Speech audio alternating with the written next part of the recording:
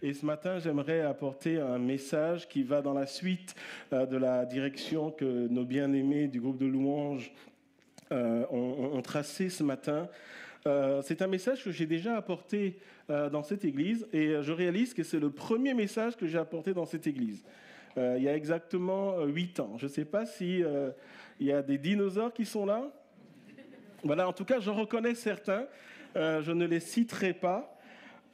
Et c'est vraiment un message que le Seigneur met sur mon cœur. Et ce matin, je vais apporter un message dans le sens de nous rappeler quelques principes fondamentaux pour toujours soutenir notre croissance spirituelle. Mon point de départ va être cette exhortation que l'apôtre Jean a donnée à un ancien dans une église, un ancien qui s'appelait Gaius. Et après l'avoir salué, l'apôtre Jean lui dit ceci: « Bien-aimé, je souhaite que tu prospères à tous égards et que tu sois en bonne santé, comme prospère l'état de ton âme. » Et ce matin, j'aimerais, tout au long de ce message, que nous puissions nous poser la question suivante: est-ce que je suis en bonne santé?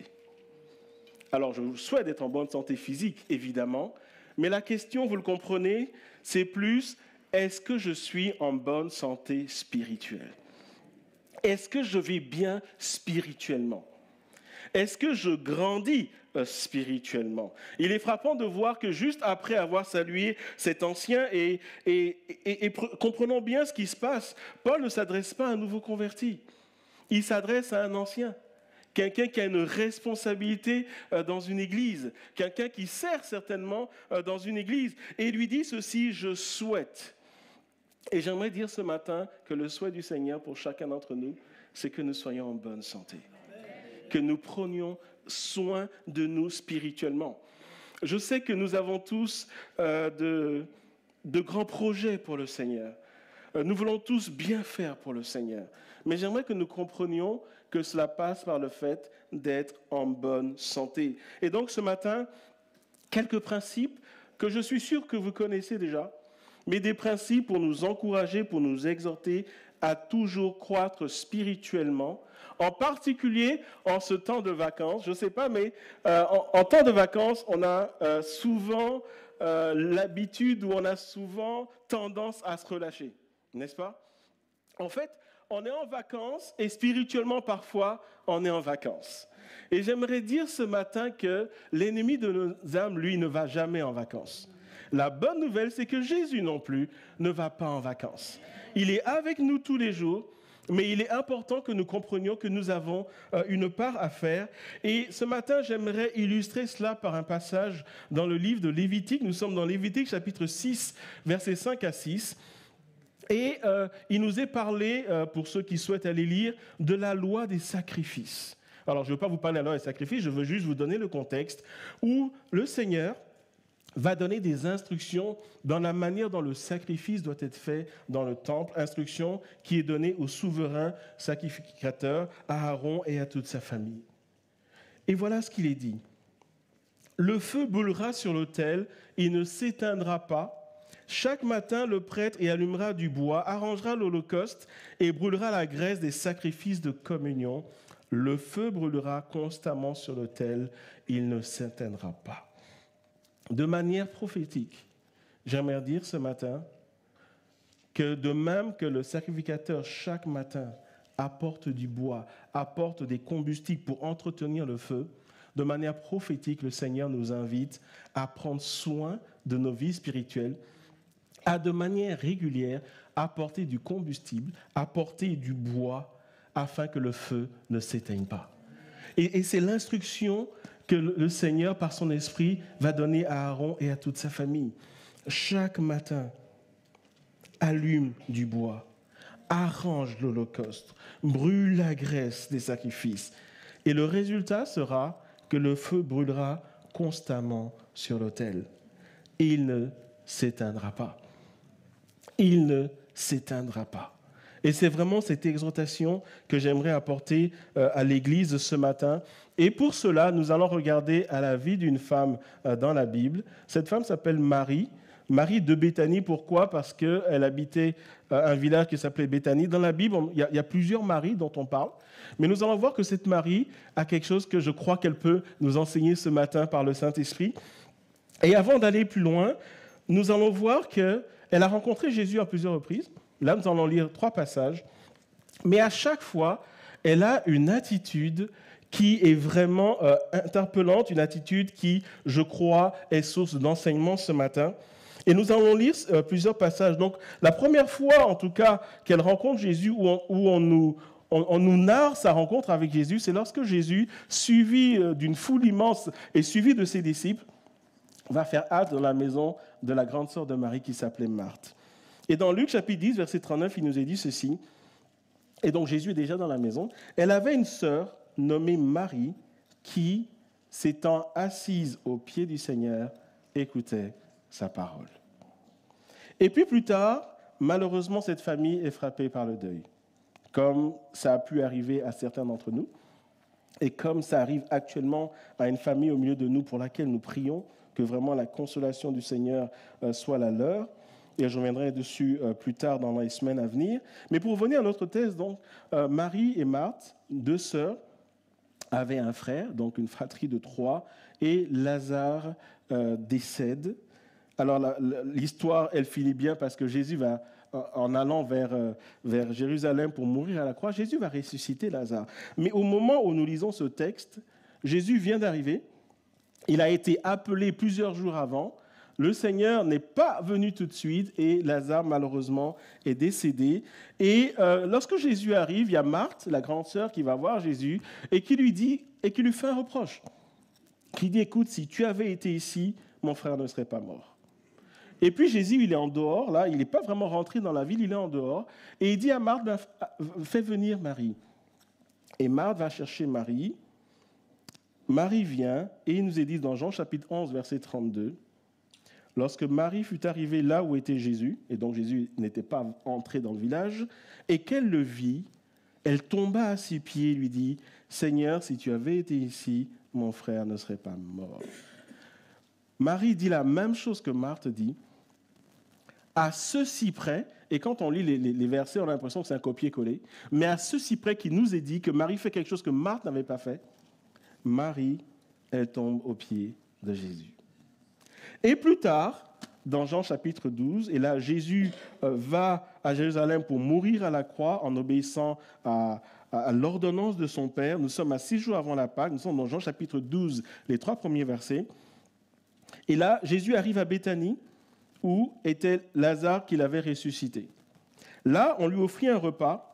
Marthe servait, donc on voit que Marthe est toujours là à prendre soin de tout le monde. Et Lazare était parmi ceux qui se trouvaient à table avec lui. Alors, je ne sais pas pour vous, mais ça doit faire drôle d'avoir à table quelqu'un qui est mort et qui est ressuscité. Je ne sais pas si vous inviterez à manger quelqu'un qui est mort et ressuscité. Je ne sais pas, mais moi, je le toucherai pour voir, est-ce que tu es sûr que c'est toi? D'accord? Mais je fais un...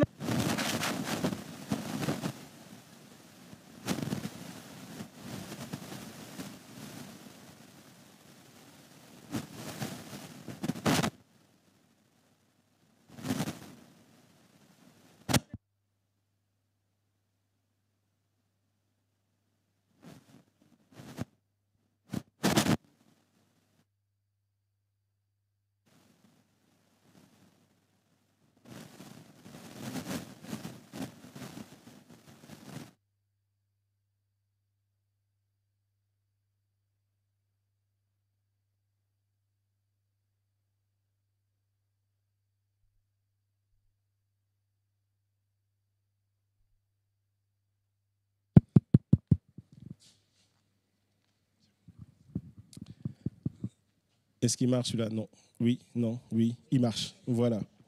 Donc l'autre est mort, celui-ci est ressuscité. D'accord? Et donc on continue. Et donc Lazare est à table. Marthe fait le service. Et nous voyons que Marie arrive et nous a dit ceci. Et d'ailleurs, nous venons de le chanter. Dans un chant, tout à l'heure, nous avons dit un parfum de valeur. Et dans le verset 3, il nous est dit, Marie prit un demi-litre d'un parfum de nard pur, très cher. Et qu'est-ce qu'elle fait? En versa sur les pieds de Jésus et lui essuya les pieds avec ses cheveux. la maison fut remplie de l'odeur du parfum. C'est intéressant de voir que chaque fois que cette femme, Marie de Béthanie, elle rencontre Jésus, il y a toujours un truc avec les pieds de Jésus. La première fois, elle se met à ses pieds. La deuxième fois, alors qu'elle est triste et en même temps elle est en colère, elle fait le même reproche à sa grande sœur, à ceci près qu'elle se jette d'abord aux pieds de Jésus. Et lorsque Jésus est en route vers Jérusalem et pour aller mourir à la croix, mourir et ressusciter, 6 jours avant, Jésus vient à Béthanie. Et quand nous voyons les Écritures, nous savons que Jésus aimait passer du temps avec cette famille. Béthanie était une halte régulière de Jésus. Il arrive là, Marthe fait le service, Lazare, il est bien content, il est ressuscité.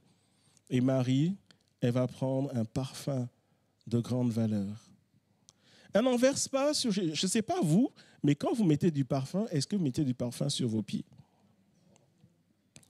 Qui s'est parfumé aujourd'hui? Non, ne répondez pas. Mais c'est assez frappant. Elle est devant Jésus. Elle va verser un parfum de grande valeur sur ses pieds. Ce matin, j'aimerais que nous regardions à l'attitude de cette femme. Et avant d'aller dans mon message, j'aimerais dire que chacun de ces épisodes nous dit déjà quelque chose sur Marie de Béthanie, nous montre le côté intentionnel. Marie a un cœur intentionnel envers Jésus. Marie est une femme qui exprime son amour envers Jésus, même lorsqu'il y a une circonstance qui la dépasse, notamment le deuil de son frère. Marie est intentionnelle envers Jésus.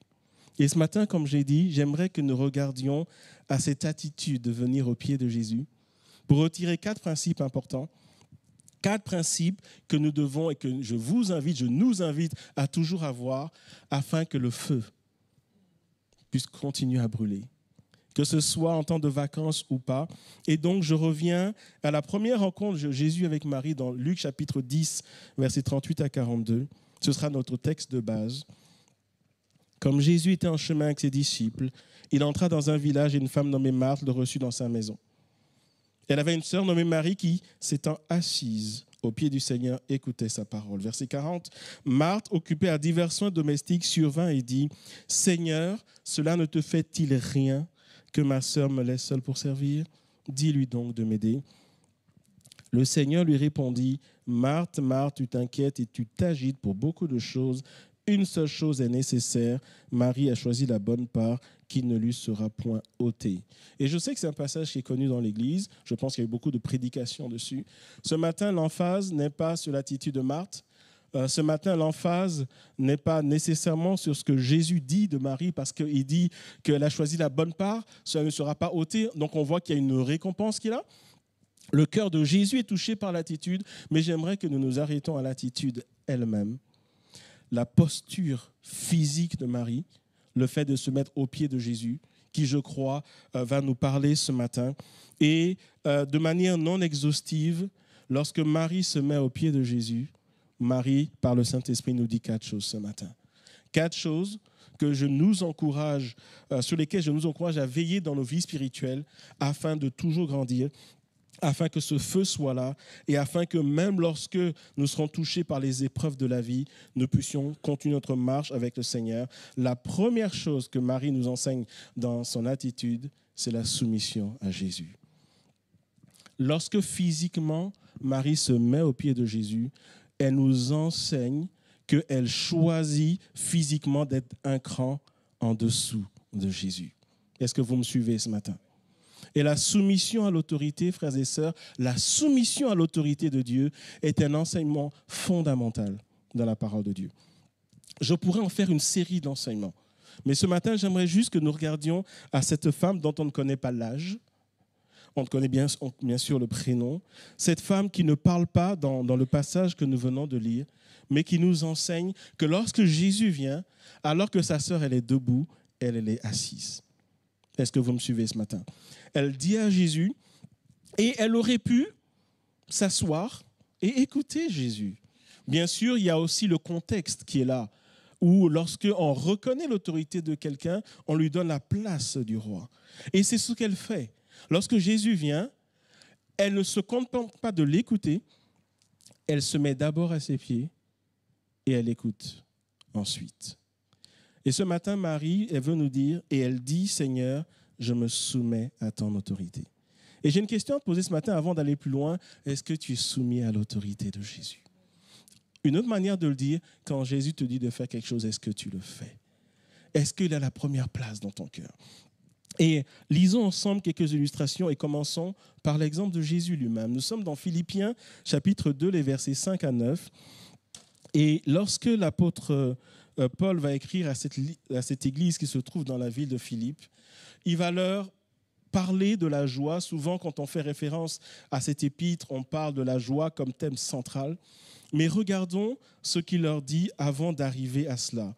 Dans Philippiens, chapitre 2, versets 5 à 9, il leur dit ceci, « Ayez en vous les sentiments qui étaient en Jésus-Christ. » Église de Ronsard, ayons en nous les sentiments qui étaient en Jésus-Christ. Et là, c'est tellement vague. Quand on parle de sentiments qui étaient en Jésus-Christ, de quoi est-ce qu'on parle? Et l'apôtre continue dans verset 6, il dit « Lequel, donc Jésus, existait en forme de Dieu, n'a point regardé comme une proie arrachée d'être égal avec Dieu. Mais s'est dépouillé lui-même en prenant une forme de serviteur, en devenant semblable aux hommes et ayant paru comme un simple homme. Il s'est humilié lui-même, se rendant obéissant jusqu'à la mort, même jusqu'à la mort de la croix. C'est pourquoi aussi Dieu l'a souverainement élevé et lui a donné le nom qui est au-dessus de tout nom. » Que nous dit ce passage? D'une certaine manière, ce passage nous dit, Jésus aurait pu venir devant Dieu et dire, Seigneur, Père, moi j'ai des arguments. Moi, je suis Jésus, ton fils, et je suis moi-même Dieu. Je suis le roi des rois. Je suis le Seigneur des seigneurs. Tu me dis d'aller mourir sur la croix. Eh bien, moi, je trouve que ce n'est pas à moi de faire ça.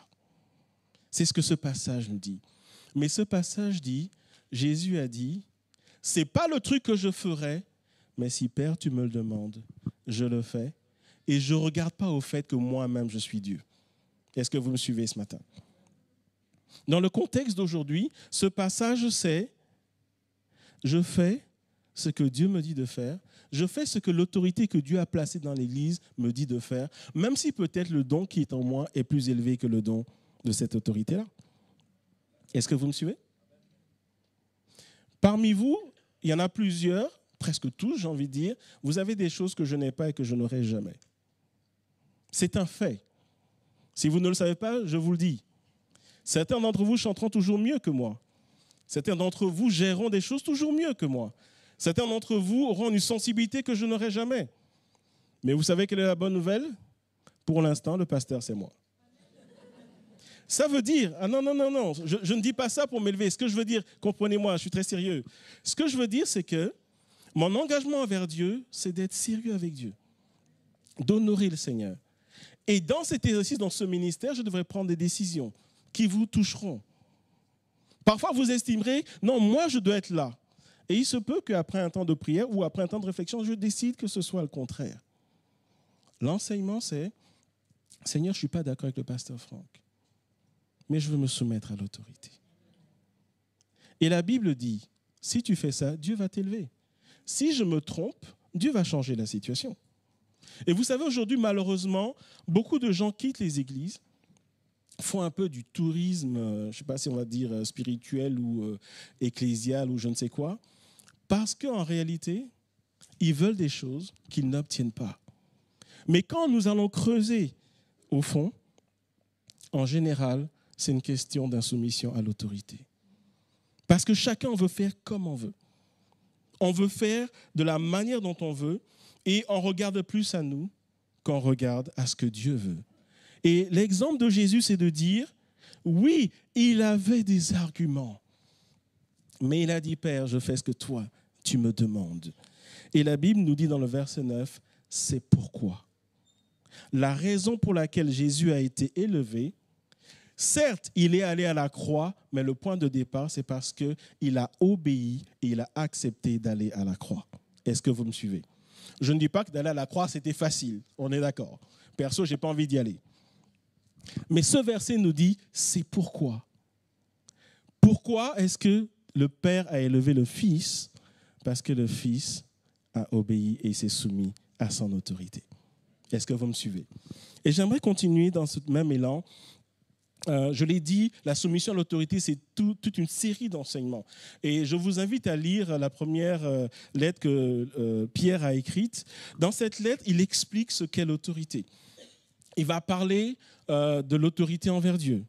Il va parler du fait que la femme doit être soumise à son mari. On se comprend bibliquement. Je ne vais pas en parler aujourd'hui, mais je parle du cadre biblique, évidemment. Il va parler du fait que c'est important que les enfants soient soumis aux parents. Il va parler du fait que c'est important que les serviteurs soient soumis à leur maître. Il va parler du fait que c'est important que les jeunes soient soumis aux anciens. Et vous remarquez que tout ce que je viens de dire, notre monde a complètement renversé ces choses. Mais ce n'est pas le message de ce matin, encore une fois. Et qu'est-ce que Pierre dit? On va le lire. Et donc, encore une fois, si vous souhaitez vraiment comprendre l'autorité spirituelle, je vous invite à lire dans 1 Pierre chapitre 5, 1 Pierre tout simplement. Mais dans 1 Pierre chapitre 5, versets 5 à 6, nous lisons ceci. De même, vous qui êtes jeunes, soyez soumis aux anciens. Et allons plus loin. Et tous ici à Ronsard, dans vos rapports mutuels, donc dans nos rapports mutuels, revêtez-vous d'humilité, revêtons-nous d'humilité. Pourquoi? On nous explique pourquoi il faut faire ça. Car Dieu résiste aux orgueilleux, mais il fait grâce aux humbles. Humiliez-vous donc sous la puissante main de Dieu, afin qu'il vous élève au temps convenable. Une autre manière de le dire, en se soumettant à l'autorité, en tant que femme, se soumettre à son mari, j'ajoute bibliquement parce qu'aujourd'hui c'est devenu n'importe quoi, d'accord? En tant qu'enfant, en s'en soumettant aux parents, en tant que serviteur, en se soumettant au maître, donc aux responsables, en tant que jeune, en étant soumis aux anciens, il nous est dit ici que Dieu va t'élever. Il va t'élever. Parce que se soumettre à Dieu, c'est se soumettre à tout ce que Dieu lui-même reconnaît comme autorité. Et le verset 5 nous dit quelque chose d'important. Je le dis ce matin parce que parfois, il y a des blocages dans nos vies à cause de cela. Il est dit, et ça c'est le genre de choses que nous n'aimons pas entendre dans l'Église, il est dit que Dieu résiste aux orgueilleux. J'aimerais te dire ce matin, il y a des situations dans ta vie, tu pries, tu jeûnes, tu combats, mais ça n'a rien à voir avec le diable. C'est Dieu lui-même qui a fermé la porte devant toi, parce que Dieu est en train de te résister. Je sais que c'est choquant à entendre. Et pourquoi Dieu qui t'a sauvé, qui dit qu'il a des projets de paix et non de malheur pour toi, qui a mis en toi ton esprit, Dieu te résiste. Pourquoi il ferait ça? Parce que tu n'es pas soumis à son autorité. Parce que tu refuses son autorité. Et Dieu ne voit pas dans ton cœur de l'humilité, Dieu voit dans ton cœur de l'orgueil. Et Dieu résiste aux orgueilleux. Le mot traduit en grec par hérésie, c'est « il s'oppose ». Il s'insurge. Une autre manière de le dire, c'est que tu avances et la porte, elle est fermée. Et elle ne s'ouvre pas. Et elle ne s'ouvrira pas tant qu'il y aura de l'orgueil dans ton cœur. Et en réalité, c'est une marque d'amour, même si ça peut être choquant, c'est une marque d'amour de Dieu pour toi, pour moi. Pourquoi? Parce que la Bible nous dit que s'il y a l'orgueil dans ton cœur, tu vas finir par chuter. Tu vas finir par chuter. Tu auras toutes les bonnes intentions dans ton cœur. S'il y a l'orgueil dans ton cœur, tu vas finir par chuter. Tu vas finir par être séduit par le diable. Tu vas finir par être séduit par le monde. Et dans cette posture, Marie nous dit, Seigneur, je veux me soumettre à ton autorité. C'est ce qu'on appelle la loi de l'obéissance et la loi de la soumission. Frères et sœurs, pour que notre feu spirituel continue à brûler au jour le jour, il est important que nous veillions à nos cœurs et que nous nous assurions que nous sommes soumis à l'autorité de Dieu. La deuxième chose que Marie nous enseigne dans cette posture, et le verset nous le dit, l'écoute. Marie écoutait le Seigneur. Je vous fais remarquer que dans le texte que nous avons lu, Marthe s'est exprimée, Jésus lui a répondu, mais Marie n'a rien dit. En tout cas, l'auteur biblique ne nous rapporte pas que Marie ait dit quoi que ce soit. Mais par contre, on nous précise que Marie écoutait. Marie écoutait ce que Jésus avait à dire. Je vous fais remarquer également que la Bible ne dit pas que lorsque Jésus est rentré dans la maison, Marie ne s'est pas empressée de lui poser des questions. Je ne sais pas vous, mais moi, si Jésus rentre dans ma maison, je pose beaucoup de questions. Du style, Seigneur, qu'est-ce qui va m'arriver demain, par exemple? Parce qu'on aime bien savoir ce qui nous attend. Seigneur, est-ce que tu as prévu de me bénir encore plus que ça? Etc., etc., etc. C'est ce que moi je ferais. Mais la Bible ne nous dit pas que Marie l'a fait. On ne sait pas si elle l'a fait, mais la Bible ne nous le dit pas. Mais la Bible met l'accent sur le fait qu'elle écoutait. Elle écoutait. Marie écoutait ce que Jésus avait à dire. Et la question ce matin, c'est, est-ce qu'il y a une place dans nos cœurs, dans nos vies, pour l'écoute de la parole de Dieu? C'est quand la dernière fois que Dieu t'a parlé? Alors, je ne parle pas du fait d'entendre une voix, je ne parle pas de ça.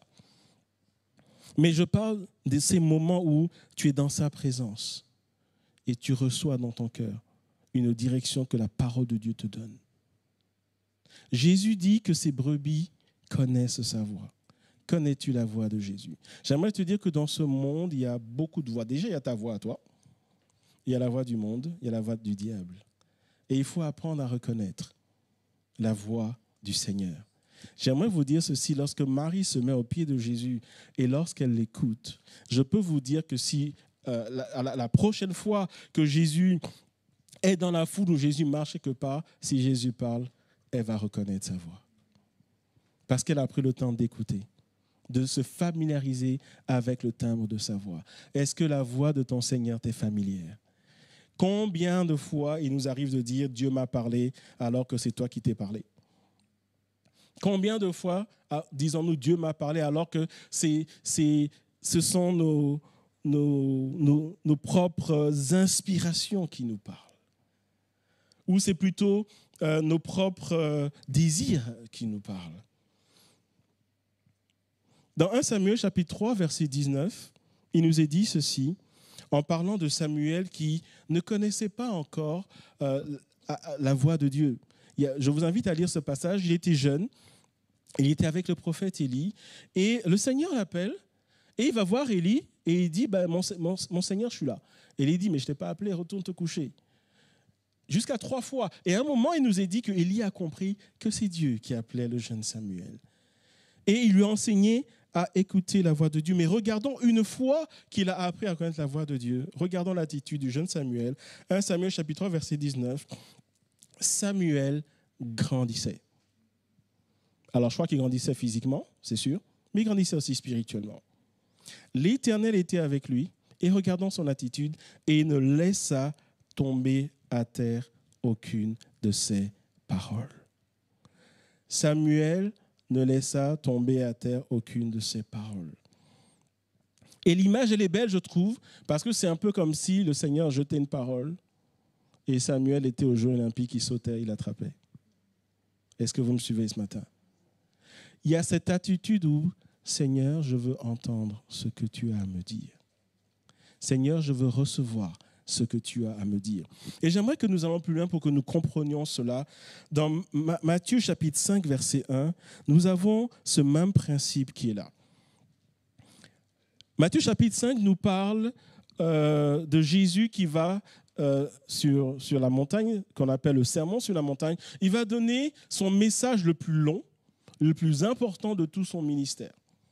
Et avant d'aller sur la montagne, Jésus, il fait des miracles, en veux-tu, en voilà. Il y a une foule immense, je vous invite à le lire dans Matthieu chapitre 4. Et au début de son ministère, Jésus fait de grandes choses, c'est juste extraordinaire. Les foules le suivent et il nous est dit dans Matthieu chapitre 5, verset 1, « Voyant la foule, Jésus monta sur la montagne et après qu'il se fut assis, ses disciples s'approchèrent de lui. » Après qu'il se fut assis, ses disciples s'approchèrent de lui. L'image, elle est la suivante. Il y a une foule qui suit Jésus, mais la foule s'arrête à la montagne. Jésus ne dit pas à ses disciples de monter, mais la Bible nous dit que ses disciples ont suivi et sont allés sur la montagne. Ce verset nous dit ceci: si tu veux grandir comme Samuel a grandi, si tu veux être fortifié dans ta foi, il est important que tu sois toujours dans l'intimité de Jésus. Il y a la foule qui reste loin, mais il y a les disciples qui viennent à côté. Et c'est la même attitude que Marie avait. Marie était dans la posture du disciple.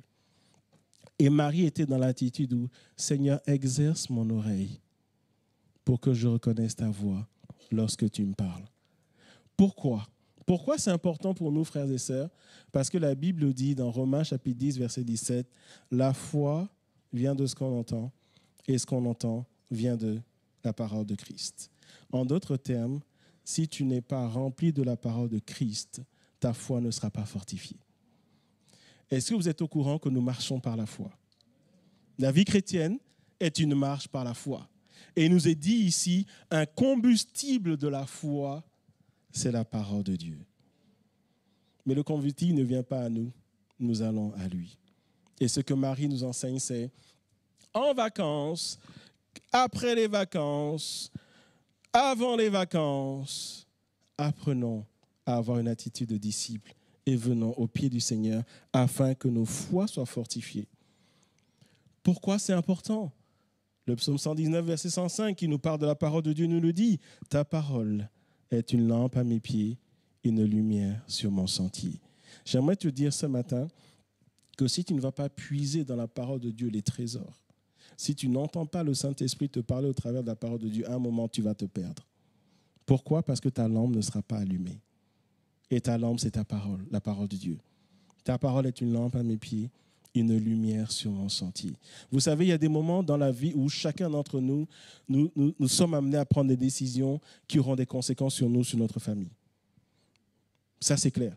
Les moins jeunes comprennent ce que je dis. Les plus jeunes se disent non, ça va aller. Mais dans quelques années, ils vont dire j'ai compris.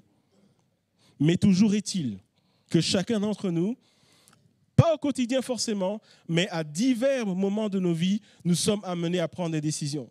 Et si vous étiez honnête avec moi, beaucoup ici diraient il m'est arrivé de prendre de mauvaises décisions. Certains ont eu de conséquences lourdes, d'autres moins. D'autres peut-être n'ont pas eu de conséquences, mais c'était ouf. Et la Bible dit ce matin que la parole de Dieu t'aide à avoir la pensée de Dieu, à avoir la pensée du royaume de Dieu pour faire ce qu'il faut. Parce que si Dieu te dit va à gauche, il y a une bénédiction à gauche. C'est sûr, parce que Dieu ne se trompe pas. Mais que pour cette parole m'éclaire, il faut déjà qu'il y ait un espace dans mon cœur pour écouter ce qu'elle a à me dire. Est-ce que vous me suivez ce matin? La troisième chose que Marie nous dit dans cette attitude, dans cette posture, elle veut nous parler de la révélation de qui est Jésus. Elle dit d'une certaine manière, Seigneur, je veux te voir. Je ne sais pas si vous avez remarqué, mais quand vous voyez quelqu'un en vidéo ou en photo et que vous le voyez en vrai, c'est toujours différent. Vous avez remarqué ça? Et souvent, pas toujours, mais souvent, les gens sont toujours plus beaux à la télé. Vous avez remarqué ça? C'est toujours comme ça. Et aujourd'hui, avec Photoshop, c'est presque toujours comme ça. Souvent, on dit, et bon, par politesse, on ne le dit pas, mais quand on a quelqu'un devant nous, quelqu'un qu'on voit tout le temps à la télé, oh, je le croyais un peu plus grand.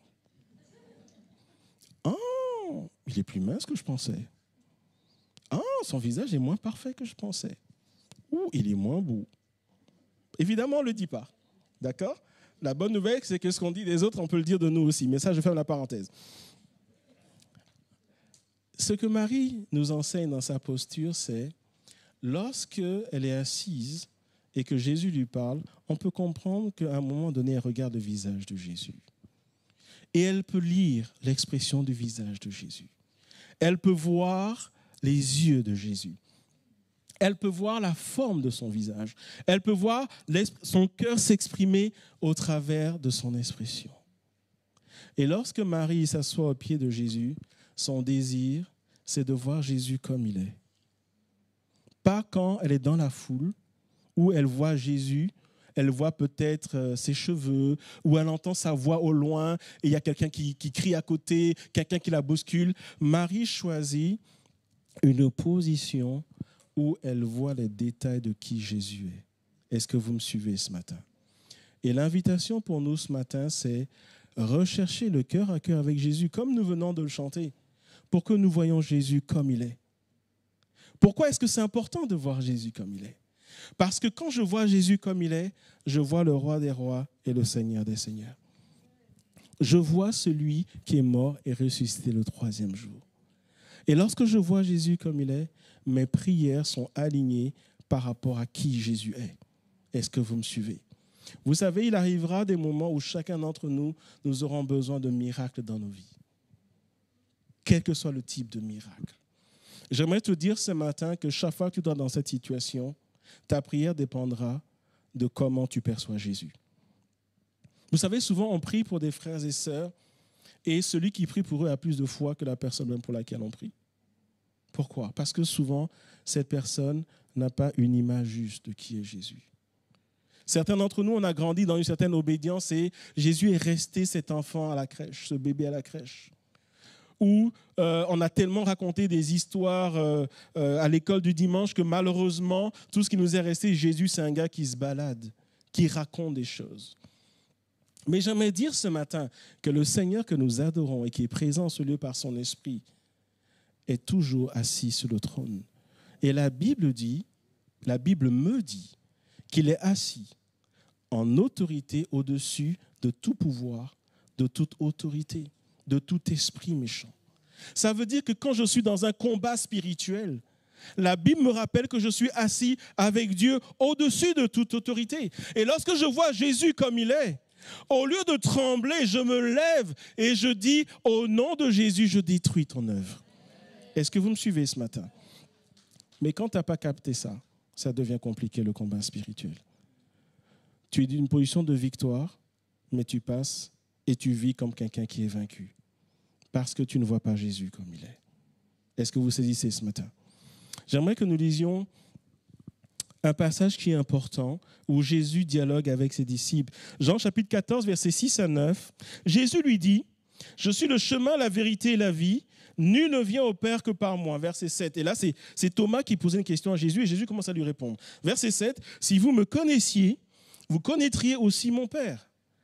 Et dès maintenant, vous le connaissez et vous l'avez vu. » Verset 8, donc Philippe, un de nos disciples, prend la parole. Philippe lui dit, « Seigneur, montre-nous le Père, et cela nous suffit. » Jésus lui dit, « Il y a si longtemps que je suis avec vous, et tu ne m'as pas connu, Philippe. Celui qui m'a vu a vu le Père. » Comment dis-tu, montre-nous le Père? Jésus voulait dire aux disciples, vous n'y êtes pas encore. Vous cherchez à voir Dieu, mais je suis Dieu. Si tu cherches à voir qui est Dieu, connecte-toi avec Jésus par son esprit. Si tu veux savoir les choses du royaume de Dieu, connecte-toi avec l'esprit de Jésus. Nous avons cet épilogue d'une histoire que nous connaissons bien, que même dans le monde on connaît, il s'agit de Job. Même ceux qui ne sont pas chrétiens ont entendu parler de Job par rapport à la souffrance. Et souvent, quand on parle de souffrance, le meilleur exemple que nous trouvons, c'est l'exemple de Job. J'aimerais que nous allions à la fin de Job, où c'est peut-être le verset le plus connu. J'aimerais que nous le relisions ensemble. Je suis dans Job, chapitre 42, le verset 5. Dieu se révèle à Job. Quand vous lisez à un moment, Job, il fait un monologue, il dit « Moi, je suis quelqu'un de juste ». Il étale sa religiosité. Et la Bible nous dit que Dieu se tait. Et à un moment, Dieu nous prend la parole. Et notamment, Dieu lui dit, « Toi qui fais autant de bruit, tu étais où quand je créais les cieux et la terre ?» Dieu commence comme ça. D'accord ? Et sur plusieurs chapitres, Dieu parle. Dieu lui explique la création. Style, toi qui fais du bruit, t'étais où? T'étais où quand je faisais tout ça? Et la conclusion, elle est la suivante, Job 42, verset 5. « Mon oreille avait entendu parler de toi, mais maintenant, mon œil t'a vu. » J'aimerais que nous prenions quelques secondes en relisant. Relisez ce verset.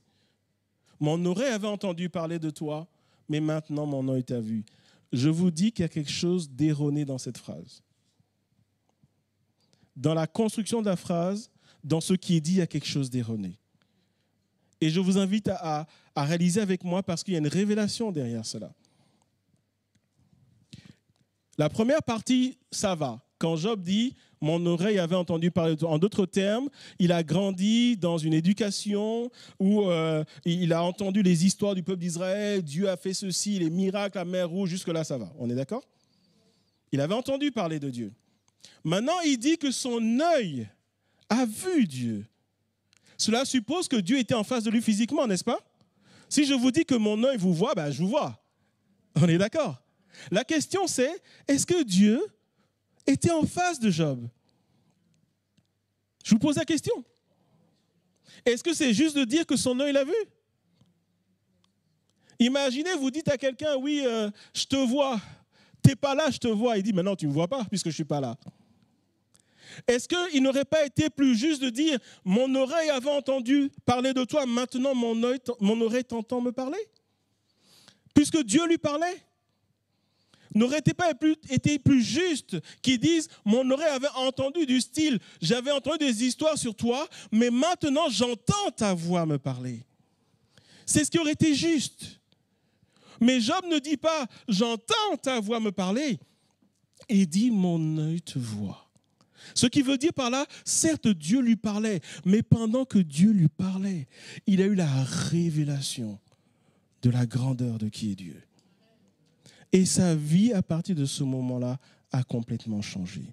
J'aimerais te dire ce matin que pour grandir spirituellement, tu as besoin d'avoir la révélation de qui est Jésus. Tu as besoin d'avoir la révélation du Dieu que tu adores. Tu as besoin d'avoir la révélation du Dieu que tu viens prier ici vendredi, dimanche, quelles que soient les activités dans lesquelles tu t'impliques dans l'église. Tu as besoin. Et Dieu veut se révéler à toi. Tu as besoin de savoir qui est Jésus, le Fils de Dieu, qui est mort, ressuscité le 3e jour et qui revient bientôt.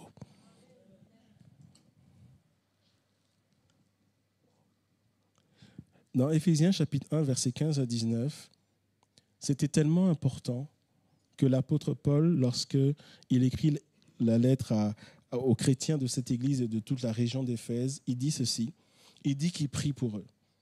Et il leur dit la prière. C'est un peu comme si quelqu'un vous envoie un WhatsApp ou un email ou je ne sais pas quoi, et il dit, je prie pour toi et voilà ce que je dis à Dieu. Et c'est ce qu'il leur dit à toute une église. Et il dit ceci, c'est pourquoi moi aussi, ayant entendu parler de votre foi au Seigneur Jésus et de votre amour pour tous les saints, je ne cesse de rendre grâce pour vous. Je fais mention de vous dans mes prières. Et voilà ce qu'il dit. Il dit, voilà ce que je demande.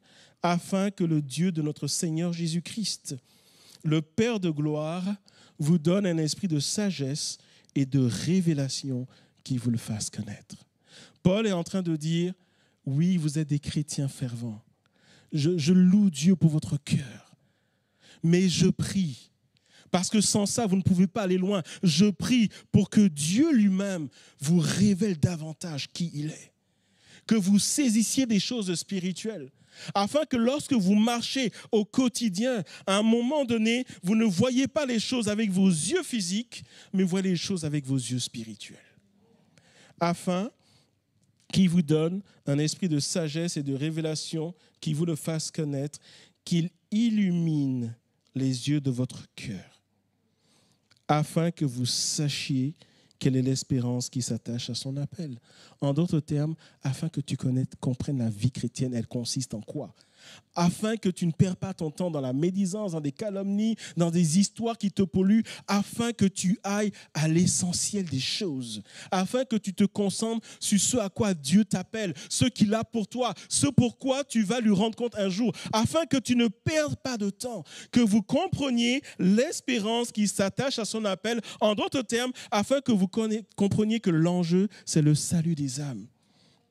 L'enjeu, c'est l'éternité. Toute la vie chrétienne se résume à cela.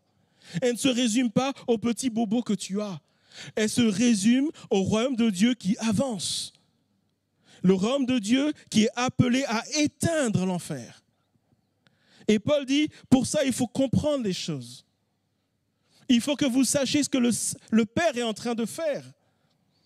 Que vous compreniez quand l'Esprit de Dieu est répandu, qu'est-ce que ça veut dire et Qu'est-ce que vous devez en tirer pour votre foi?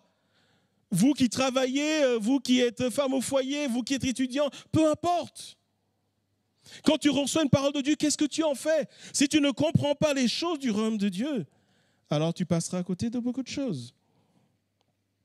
Afin que vous sachiez quelle espérance qui s'attache à son appel, quelle est la glorieuse richesse de son héritage au milieu des saints, et quelle est l'infinie grandeur de sa puissance qui se manifeste avec efficacité par le pouvoir de sa force envers nous qui croyons.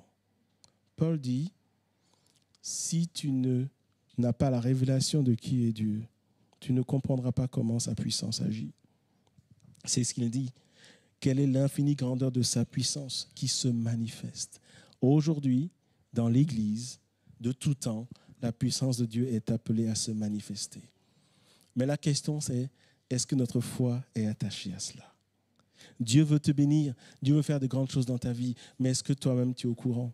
Est-ce que tu t'attends à cela? Est-ce que tu aspires à cela? Et Paul dit, le seul moyen de saisir ces choses, c'est d'avoir une révélation de qui Dieu est. Et lorsque Marie va s'asseoir aux pieds de Jésus, ce qu'elle dit, Seigneur, je veux te voir.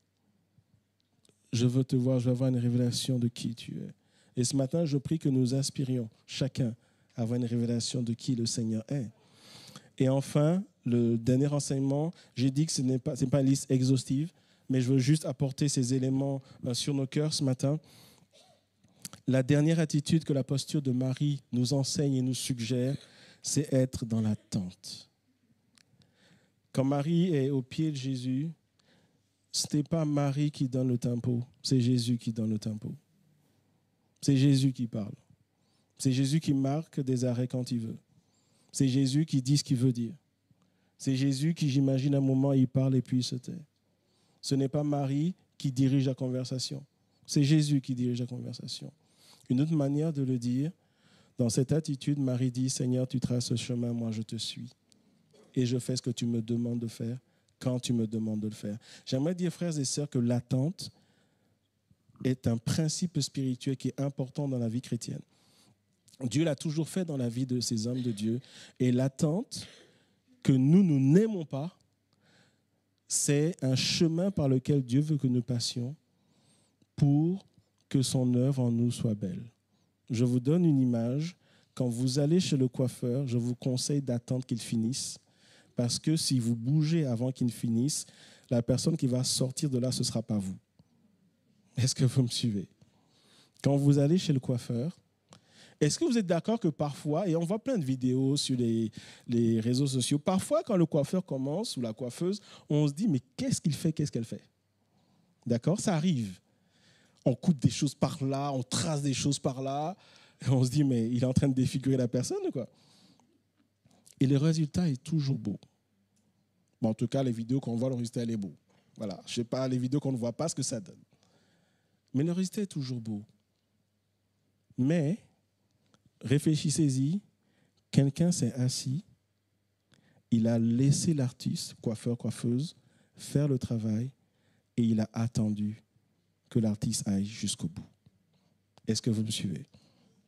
De la même manière, lorsque nous marchons avec le Seigneur, il est important d'apprendre à s'attendre à Dieu et attendre que le Seigneur agisse. J'aimerais que nous lisions 2 exemples pour aller vers la fin de ce message.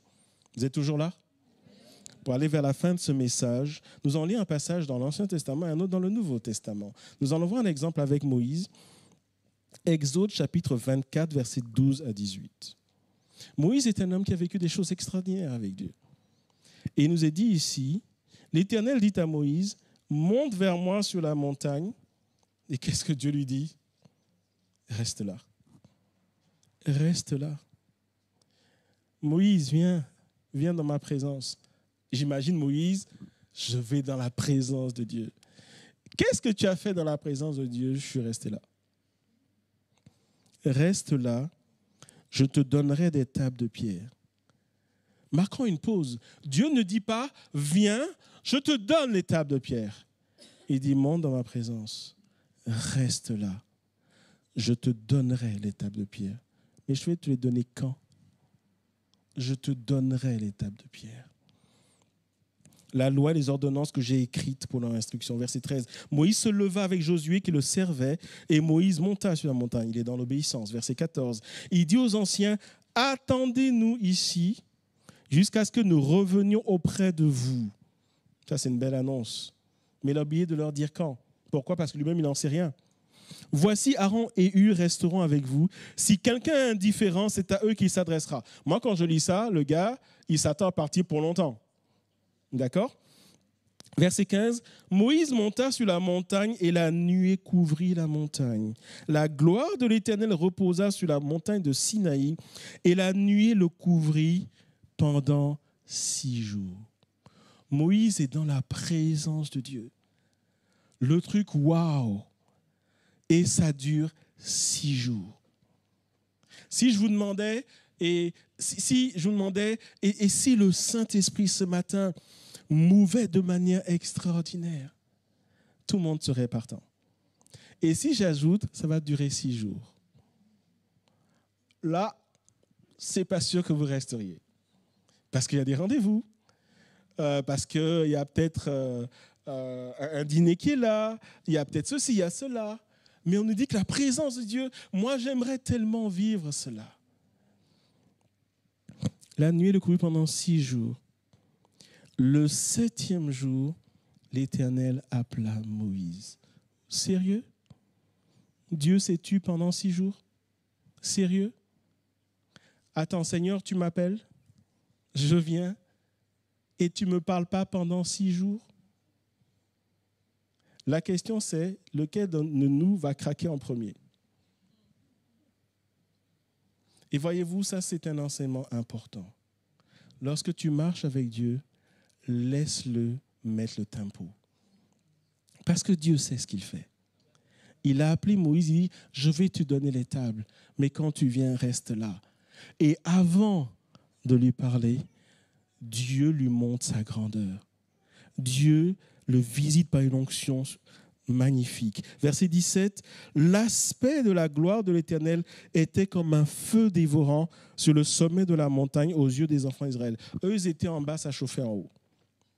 Verset 18, Moïse entra au milieu de la nuée et il monta sur la montagne. Moïse demeura sur la montagne 40 jours et 40 nuits. Ça, c'est une interruption de carrière, ça. 40 jours, 40 nuits. 40 jours, 40 nuits. Seigneur, pour me donner des tables. Attends, les tables, donne-les-moi, Seigneur.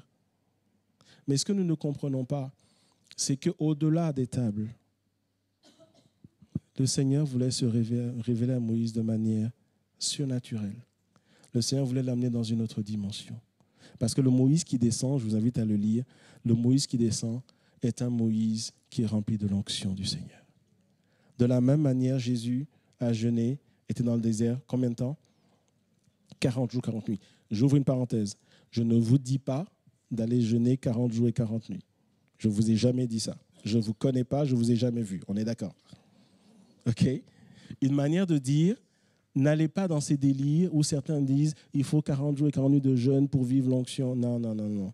J'enseignerai une autre fois sur l'onction. J'ouvre juste la parenthèse. Le fait que j'ai parlé de Moïse et de Jésus n'est pas une invitation à faire ça. D'accord? Il faut savoir ce qu'on fait et le faire comme il faut. Mais nous sommes en train de voir le Seigneur qui invite et qui dit « Attends, j'ai une œuvre plus grande ».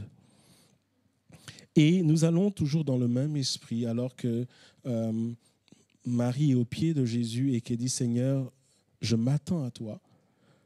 Je veux prendre le temps dans ta présence. » Nous sommes dans Actes chapitre 1, verset 1 à 4, deuxième exemple, et je vais vers la fin de ce message. Lorsque Jésus est mort, il est ressuscité. Et Jésus donne rendez-vous à ses disciples. J'en ai un peu parlé vendredi à la réunion de prière. Il donne rendez-vous à ses disciples en Galilée. Ils sont des milliers à venir. Quand Jésus est ressuscité, il s'est montré à plusieurs personnes, la Bible nous le dit. Et puis, Jésus invite ses disciples en Galilée. Et il leur dit ceci. Dans Actes chapitre 1, c'est Luc qui rapporte ces faits. « Théophile, j'ai parlé dans mon premier livre, dans son évangile, de tout ce que Jésus a commencé de faire et d'enseigner, jusqu'au jour où il fut enlevé au ciel, après avoir donné ses ordres par le Saint-Esprit aux apôtres qu'il avait choisis.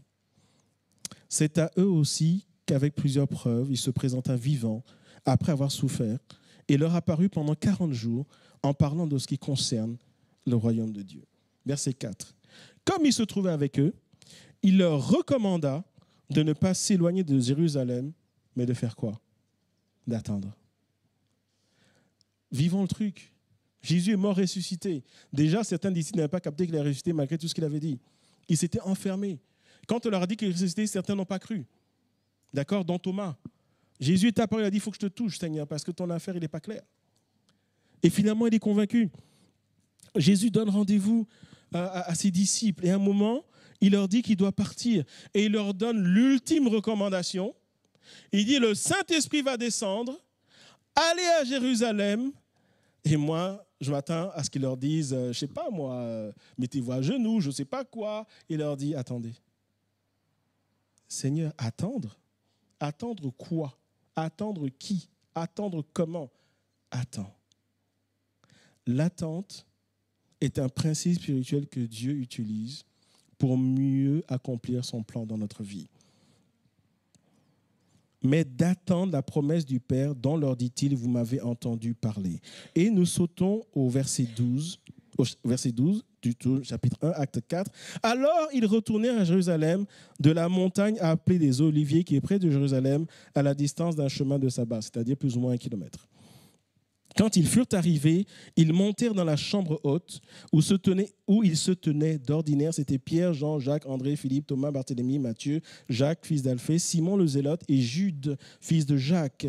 Tous, d'un commun accord, persévèrent dans la prière avec les femmes et Marie, mère de Jésus, avec les frères de Jésus.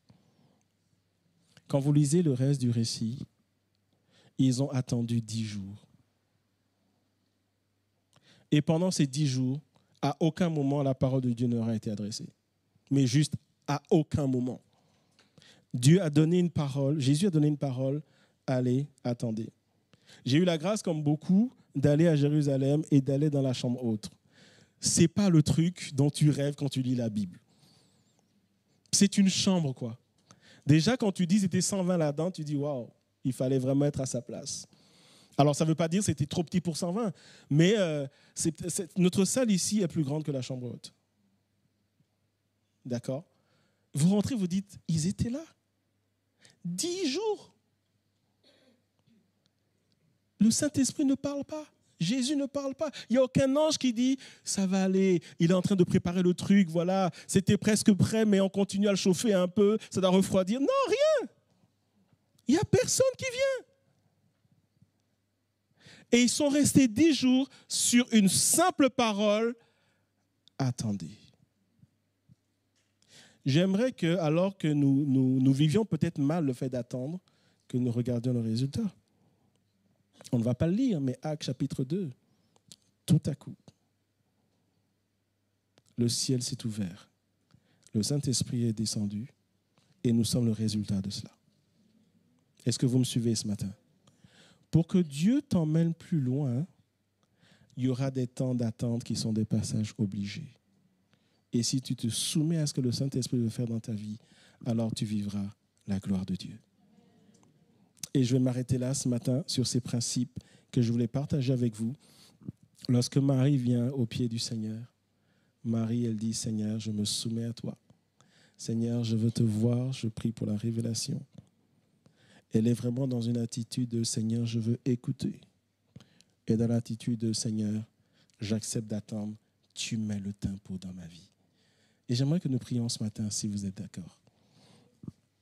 J'aimerais que ce matin, nous puissions, et je vais demander à Pamela de venir. Pouvons-nous prendre quelques minutes avant de quitter ce lieu ce matin,